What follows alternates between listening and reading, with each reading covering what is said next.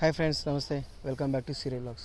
ఒకప్పుడు అభిమానించే hero cinema hit అయినా, ఫట్ అయినా, ఫ్లాప్ అయినా సరే వెళ్ళి తప్పనిసరిగా వాళ్ళ ఫ్రెండ్స్తోనో వాళ్ళ రిలేటివ్స్తోనో తప్పనిసరిగా చూసొచ్చేవాళ్ళు.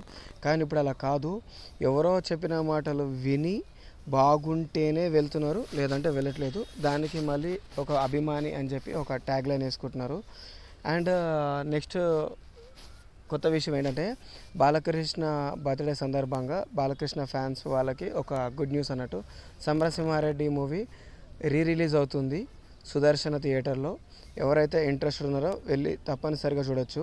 దానికి సంబంధించిన పోస్టర్ అనేది థియేటర్ బయటనే పెట్టారు. ఇప్పుడు మనం ఇదిగోండి వీడియోలో చూస్తున్నాం కదా. అండ్ ప్రీవియస్గా మహేష్ బాబు కూడా అతిథి సినిమా రిలీజ్ చేశారు May 31 అనుకుంటా, సుదర్శన్ థియేటర్ పక్కనే దాంట్లో.